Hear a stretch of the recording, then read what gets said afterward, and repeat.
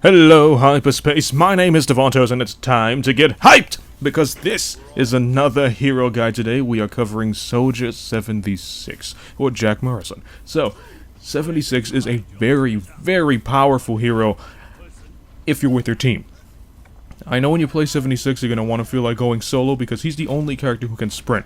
And I know it makes everybody else sound slow, but it's actually very, very balanced. His sprint isn't that much of a, speed changer. But it's still noticeable. I know it gets you to the battlefield faster. You can't outrun people like Tracer and stuff like that, but you can still get there relatively quickly. So, he has a sprint, he has basically like a healing field, I guess you could call it, and he has a noob tube. So for those of you who are familiar with Call of Duty, Soldier 76 will be just for you! So, let's get started with this. His assault rifle, he basically has an assault rifle with a noob tube. That's it. No secondary, no nothing. When you play 76, he's very versatile. You can play him on attack, you can play him on defense, you can give some team support, you can lead your team, and he is so versatile, he can be a game changer. But he can't be by himself, because he can be picked off really easily. His health is only at 200, and he cannot stand up to tanks. So if you run into a Reinhardt, Roadhog, D.Va, there's nothing you can do. He can take out weaker heroes, or maybe heroes who are slightly stronger, like Reaper. And obviously he can take out the, squishy heroes like Zenyatta. But, stay with your team because you're going to want people to back you up when you're when you run into a tank. And if you get grabbed by a Roadhog and you get pulled in, he's going to take you out no matter what you do. Unless, Roadhog's about to die. But when you get pulled in by Roadhog, the first thing you do is fire your noob tube and then start going for headshots. Maybe you'll get lucky and take him out, but most of the time you're going to die. So, with 76, if you're escorting the payload, you want to occasionally place your healing field on the payload. Because one, it's going to drag a lot of your teammates to the payload, allowing it to move. And on top of that, when you're with the payload, you heal faster. So it's basically like speeding up the healing process. This part is very important! Not a lot of people know about this, but 76 is very, very good when it comes down to taking out turrets. So we're talking about Bastion, we're talking about Torbjorn's annoying turrets that they always place. 76 is very, very good at taking out all of those. He will drain out its health really quickly. I actually feel like he might be better than Widowmaker at it. So maybe Hanzo can stand up to him, but Widowmaker and Soldier 76, I feel like you're better off with 76. If you can at least get a sight on it. So, when you fire his assault rifle, the accuracy begins to decrease the longer you hold down the trigger. So if you want to have maximum accuracy, you want to go burst fire. And that's what you got to do for these turrets. You see right there, I just took out Torbjorn's turret like nothing. When you see the turret, make sure you're out of its range, fire the noob tube, give it a ton of damage with those explosions, because the noob tubes don't travel in an arc. It's more like a bazooka, they just travel straight forward. But it's at the bottom of the gun like a noob tube. But anyway, you want to shoot the noob tube, it will take out a ton of health, and then right away start burst firing at that turret, and you're going to take them out really, really quickly. So he plays a very, very good support hero, but on top of that, he can also, lead the team if he stays in the front lines. You don't want to go for flanks with 76. And the reason I say this is because if you go for flanks, you're probably going to be picked off by the tanks. Because the tanks usually tend to stay in the back unless it's Reinhardt.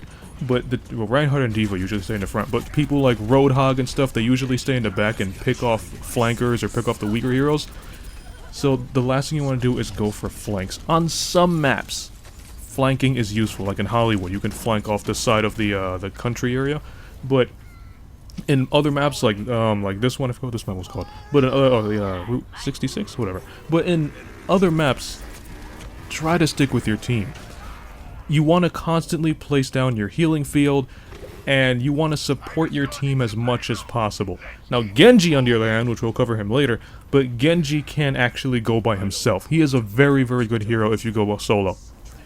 So, back with 76, his ultimate is an aimbot. Literally an aimbot! He activates the aimbot, and it lasts for about, 8 seconds? Every shot fired, except for the noob tube, but every bullet fired will be a headshot, as long as you have them in your sights. I've got you in my sights, as he says.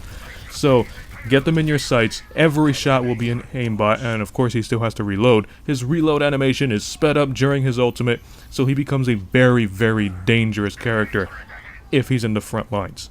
when you use Soldier 76, he's really good at just constant gunfire at the enemies. You know, pin them down and push them back with constant fire, because his noob tubes are very, very powerful and they charge up rather quickly. But constantly shoot the enemies, get them in your sights, and push them back. Let the other heroes pick them off. Maybe really, really useful if you stand behind a Reinhardt. But constantly suppress fire on the enemies and push them back. And then when they're getting pushed back, the other heroes will play their roles and flank or whatever. And you're going to see that 76 is a very, very powerful hero. Constantly heal yourself. Constantly heal your team. If you're in a group area and you don't need healing, but your team is still in that one area, place your healer anyway. Maybe they need healing. They may not tell you because you're not playing the role of a healer, but still do it anyway. And with 76, the people you want to try to avoid, you don't want to engage, is Roadhog #1. Basically any tank. So we're talking Reinhardt, Diva, Roadhog, Zarya. You can maybe challenge snipers, but most of the time you're going to lose. Like if Widowmaker sees you, you can maybe land a couple of bullets if you're lucky, maybe your noob tube. But you're probably going to lose that fight. Widowmaker at close range, you can win. But speaking of close range, you want to keep all of your fights at medium range. And because of this, it's because his assault rifle isn't that...